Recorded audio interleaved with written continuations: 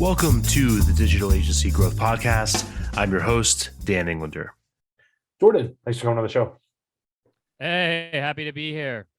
Yeah. So we just got done with, about a 30-second spirited debate on what we're doing right now, right? Podcasting and how to do it right, how not to do it right. I think that we've both had experiences with people building funnels and kind of like bait and switch situations on podcasts. So I really want to get into your background with Cave and with your show. But first, I'd love to hear like what's worked for you in terms of like how did you build this podcast? How has it played out over the last couple of years? Totally. So, so I started the podcast at the start of COVID, and I was like, okay, I need a way to connect with people / just like I want to do this almost as a passion project. And there was a lot of, teaching out there saying start a podcast as a lead gen tool. And I was like, I'm just going to start this. I'm going to invite people on, and I'm just going to try to create the show that I would have wanted when I was 25. And we took that approach. Then we built out a system for booking. We built everything. So now all I do is show up and record. And my team takes care of it now. It took a long time to do that. But yeah, and now we've scaled up the hunt over. I think we just had our 155th episode go live, where we sit with CMOs and CEOs from all over the world. So it's been something that having the show stand on its own two legs and really just be about the editorial side of it has led to we're able to scale up the size of our guests with regards to their prominence. It's just been a matter of now, recording 3-4 times a week and kind of, getting the sausage made, so to speak, with regards to getting it out, making the video snippets, etc. Yeah, totally. It's a lot, and we've like gradually ramped up what we do and the complexity of it over time. But it's a production. Every week we got to show up. I've got to like record all the elements of it so that I'm usually the one that's the bottleneck in the process, right? As maybe you can relate. But I think you touched on something interesting, which is that, you wanted to build the show that you would have wanted when you were 25. So what is that? What are some of those things you would have wanted to learn about, if you could do it all over again? I think understanding like what from talking with these marketing leaders and business leaders, but just one, understanding you're not alone. A lot of times marketing departments are 1, 2, 3 people within a brand, or you're starting an agency and you're by yourself and you're sitting there with your co-founder, like, how are we going to get clients? 2, understanding the value to the org that marketing, actually the role that marketing plays. You're not the arts and crafts department. So really changing that positioning internally and understanding how to communicate the value internally. So you are seen as a profit center and not a cost center. I think that's one of the biggest things that would have helped me early on, is being able to explain the actual value of it to help get buy-in ultimately. Because if you're seen as the cost center, the minute layoffs happen or budget cuts, like the agency is the first one to go, and then the marketing department is next. So I think that to me was really huge, of being like, oh, I know there's value here. I'm now able to articulate and show it a little bit. I want to be able to bring some of that learning back and also hear how top level CMOs, VPs of marketing, and entrepreneurs are also tying their marketing efforts back to ultimately their bottom line. That's great. And I really want to dig into kind of how you can position yourself as a profit center. Before we do that, I think it would be useful to just get a little bit more on what you guys are doing. So would you mind talking a bit about that, what your agency does, like how you built it, et cetera? Totally. So I started the agency. First, it was a lifestyle blog. We actually started that when I was in college. I had a couple of business partners. I was in Canada, and we had a client down in the States. I was flying back and forth. Ended up making sense to move down to the US, open up an office, and we did that for a couple of years. So I had a couple of business partners, grew the team, and then in 2018, 2019, a couple of business partners, they're brothers, they're like, hey, we want to get out of the agency world, go do our own thing. So then we started kind of we didn't unwind the agency, but the buyout process, kind of getting it to, oh, now I'm the sole owner.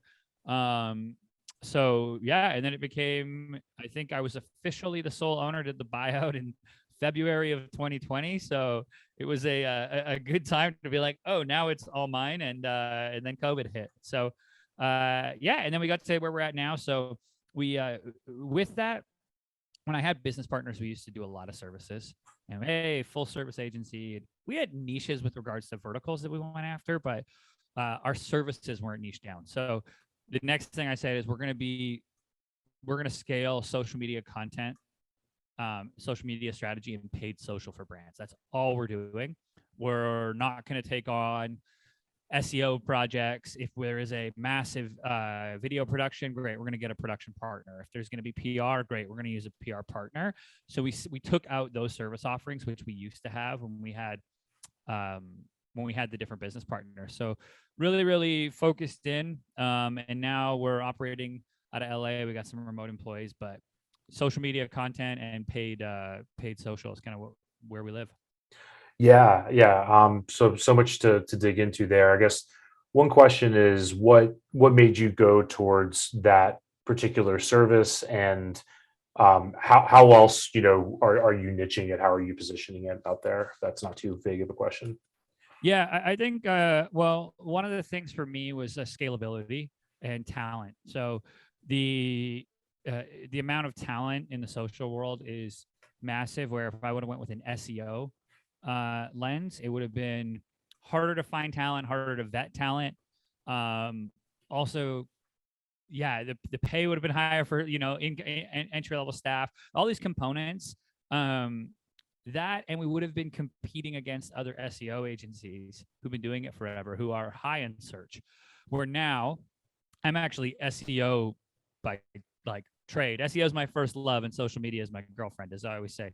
And but we're able now to rank super competitively for social media related terms. So that was another thing. I said, where can we kind of fill in the white space? So if you search for social media agency Los Angeles, we'll be up near the top. So it was a mix of capabilities. I thought that the space was underserved. It was largely an afterthought, or you had agencies that didn't have experience that were going out and positioning themselves as such. And then other agencies that were super old and long in the tooth that were trying to get in the game, and they are not tapped into the cultural conversation at all on what's going on. And they're not really understanding, how to act on social. And so it kind of was a nice space for us to fill. Yeah, what I like about that is that you're thinking about the acquisition channel as part of the decision on where to niche instead of the other way around, right? Because so many people are like, well, we're good at this or we like this, and then we'll figure out how to get customers later, as opposed to how are we going to get the customers? Where are they going in terms of like being able to rank? And then based on that, what could we do, right? So I think that's a pretty healthy approach to it. Yeah. And so with that, so kind of recently you focused on niching. Can you talk about the sorts of clients you're serving and kind of how you landed on those niches? Yeah, and it continues to, we continue to narrow it more and more and more. So, now what we do is we handle, we want to work with SaaS companies that are at Series A or Series B in financing, or CPG companies who are between 750K to 10 million. Yeah. And we've narrowed that. That's what we do. There's the outlier thing that happens, and anyone listening who's an agency owner, like, I don't want to work with lawyers anymore. I don't want to work with gyms anymore. Like, that's just it's cookie cutter. Same problems happen all the time. And I'm just like, I'm done. We can't scale. We can't do the creative output I want to do. It's very just like eat what you kill, performance based, which is good to an extent. But we wanted to just niche down. The other thing we found is with our customer profile, we started to look at deals. So the way we look at our deal flow and lifetime value, I go, if a customer stays on for 2 years, we did something right. Then they scale past, but if they're gone after their first year, if they don't re-up the contract, we were good at selling, but something was broken in fulfillment, right, in that first year. And I was going back and looking at all the clients that had left, within that 1 year mark, and they typically just weren't good fits. It was a solopreneur. It was, they didn't hit revenue marks. So it was like, you could tell that they really were hoping that their marketing, retainer they were paying us was going to solve all their problems. Or on the flip side, they were a Fortune 500, and that's why we say to 10 million with CPGs, because when you start to work with these Fortune 500s, now there's so many layers for approval that we find that we're creatively stifled. And we actually, then the value is not seen when it takes 2 months, 3 months for a tweet to get approved by legal. So we were like, okay, everybody wants to work with the big companies, but they don't really know what it's the bureaucracy that's going to go on to get creative through the door. So we didn't want to do that. We also didn't want to work with the cousin who has an app idea anymore either. So it was getting out of that, and local businesses too. I love local businesses. We try to help them with free resources, but I realize a lot of local businesses just don't have the money to scale, and you end up putting your blood, sweat, and tears in. And if they have a cousin that says they do social, they'll cut you for them in 2 seconds. So we kind of wanted to really, really hone that in. Right. That's great. And just for context, how long have you focused on those niches when we're talking about SaaS and CPG? Well, I would say undefined. We've focused on them since I kind of took full ownership. But I would say like we defined that. Like now it's now on our bios on social. It's now on our website. We defined that like 4 months ago. Yeah. It was just like looking at and being like, okay, and I'm sure it might even get even more narrowed down, like to where we find the ideal client. Because once you get to a certain point where you're like, okay, I can pay rent, I think the mindset has to transition to like, who do I want to work with? Like the agency world is tough, and it's like if we've had a disaster client before who's paying a bunch of money, like those things are the silent killers of your agency, because they really suck your motivation from every other client. Yeah, that makes a lot of sense. So with that, kind of thinking about, like you said, defining a retention after the first year as the win. What are some of the steps you've taken to increase retention? Like, are there any kind of like blocking and tackling operational changes you made that had an effect to increase that? Yeah. Keeping the client in the loop, sharing updates. There's little things that sound so stupid when I say them out loud, but like literally, if you have a post that does really well, like sending it to the CEO and CMO and be like, this post is taking off. It's when you're separated and not in the office with them, you have to have the what have I done for you lately mindset, and you need to be continually saying it. So not just sending over a PDF report that nobody's going to read or look at the numbers. What I've found is we now have said like every week we send individual posts that are doing well. And then we pushed for our monthly and quarterly reviews to be collaborative with the client. So it's kind of like, I think about it like this, right? It's like if I go to Subway and I order my sandwich and it tastes bad, is that on the Subway employee or is that on me? Right? I told them what to put on it. So I don't walk away. I don't walk away being like, oh, dang, they put olives on this. So I want to take that mindset to like when I'm working with my quarterly strategy with the companies to make sure we're aligned. And hey, everything that they want, we're hitting those boxes, but then we're able to go through and add our own flavor, so to speak, to it, and that's helped. So really, consistent communication is something that I've just seen so many agency owners like they're horrible communicators with their clients, and communicating wins. So that has been the biggest thing. Yeah, and I think it's a complex challenge. I know with us for a long time, like clients would just see outcomes. They'd see meetings booked or whatever. And it wasn't always clear the amount of work that went into those meetings. So it was very much like a binary thing. Either there's meetings happening this week or it's crickets. And now, we're developing a dashboard. People can go into it and see, oh, people actually are getting these messages or opening them or interacting with them or whatever. But it took a while to get there. It took a lot of like stuff that didn't work, report creation and that kind of thing. So to segue to a question, I guess I'm wondering, is there a medium that you found to work better than others? Is it simply just like an email saying, hey, this is taking off, or is it situational? Like, how are you kind of packaging this in a way that people can get inspired by it or understand that work's going on? So I believe you talk to people where they want to be talked to and how they want to talk to us. We have to build out profiles for our clients. We have some clients, the majority of them are email, but I'll tell you right now, we have one client that is on a text basis with the strategist. She likes to text. She's an owner. She builds big custom, essentially furniture, big custom furniture, and cool. She wants to text about it, so she's sending us files. Great. We text over, hey, here's the report, here's what happened, and I meet the clients where they want to be, because if I try to force them an email and they're bad or they don't check email, that's a losing cause. Yeah, it's interesting because it kind of like it creates that fine line sort of thing, right? Because you, on one hand, you want to niche and you want to build systems that can scale. You want to hire an account manager that can just slot into an existing system, and on the other hand, you have to kind of meet people where they live, and actually, kind of deal things on a case by case basis so you can get feedback or whatever. So, tough question, but how do you square those things? I square it with the money and sales solves everything, and it's our job to protect the revenue. And the prettiest system in the world is great, but if nobody uses it, it's screwed. So I give the strategist the um, the freedom to go and do that. I expect the strategist to come back and report to our internal system and to our internal teams and give us status updates within our system. But I have to allow for some flexibility.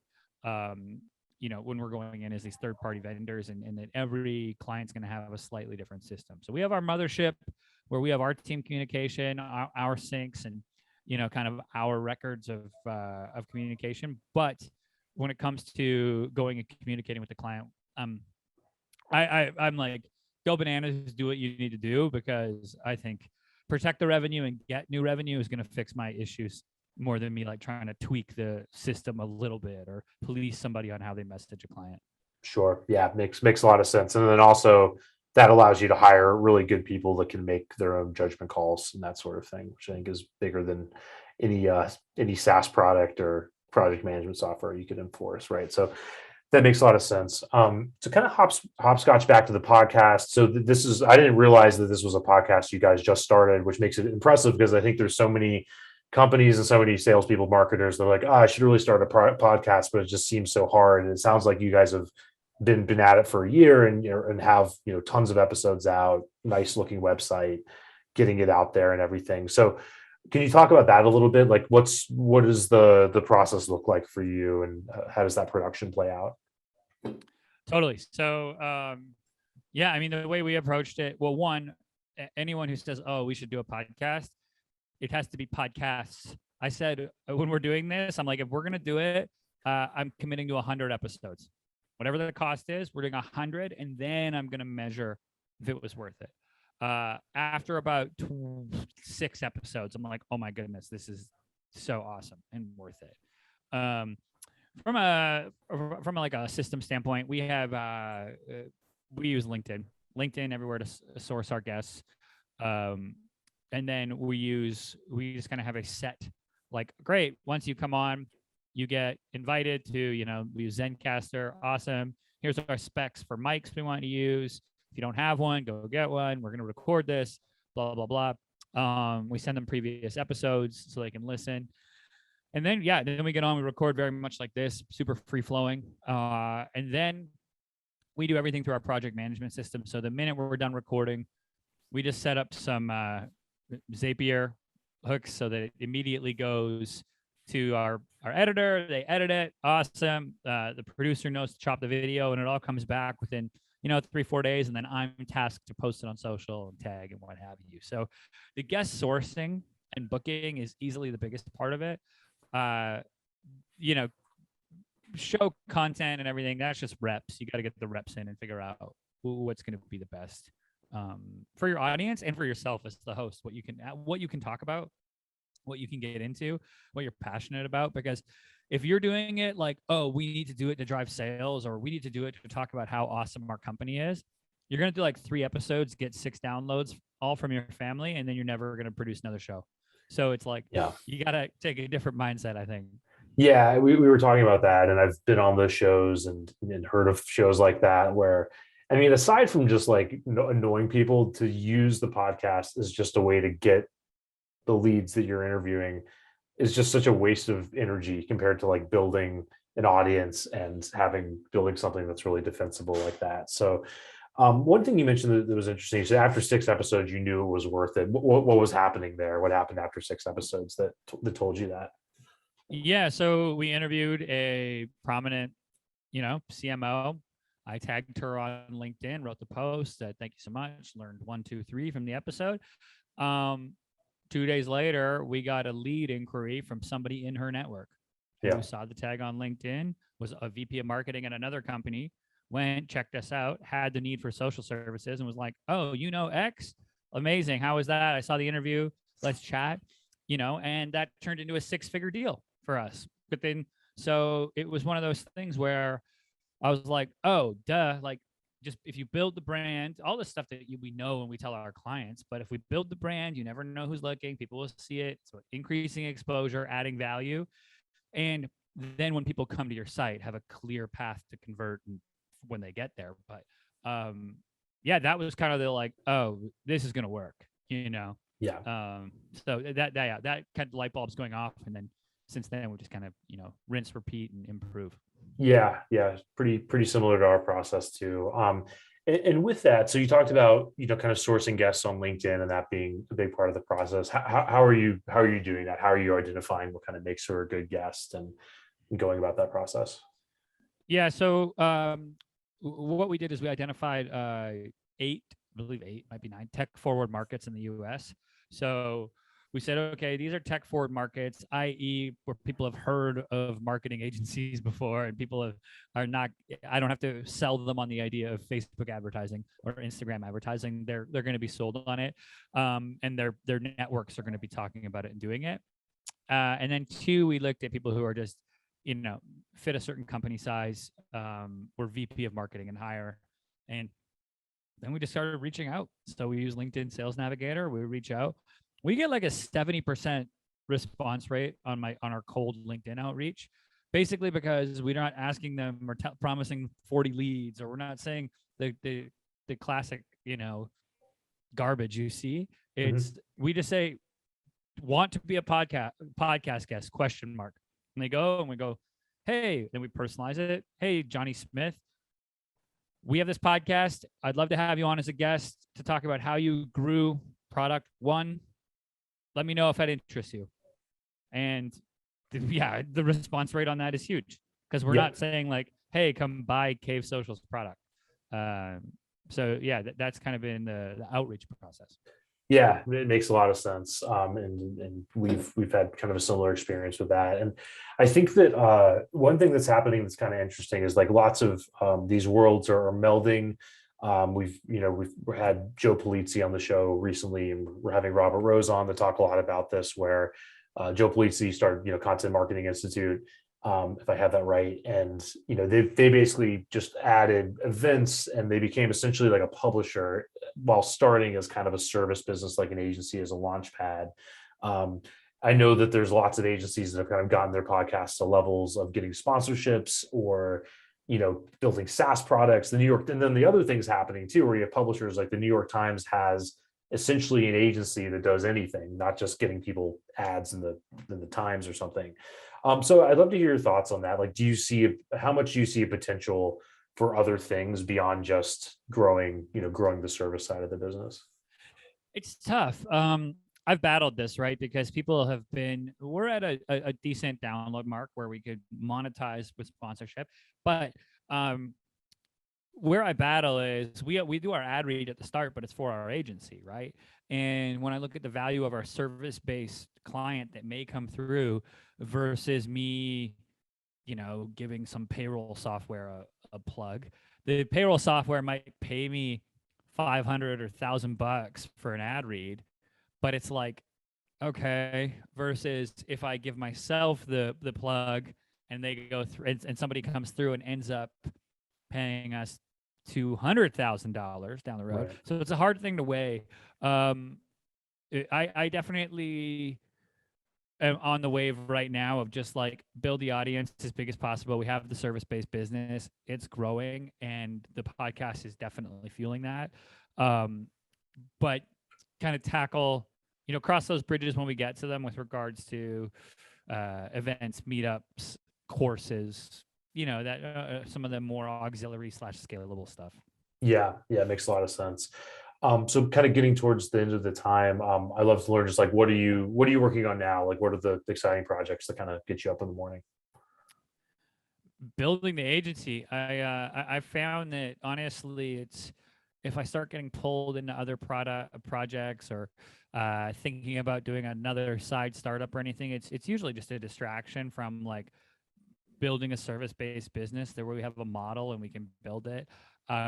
We are looking at like yeah, it's that it's building the business, building my team, so giving them the right experience and making sure that they're growing. We have some younger people on the team in their early 20s, and it's been cool to see their learning at a rapid pace, but also the value they add. Right, we have a TikTok specialist on our team. Okay, I don't know what's trending on TikTok. Right, I'm 33.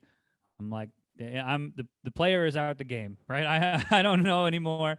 Cool, but it's like I can show them how to put in a production schedule, communicate the value to clients, like all of those things.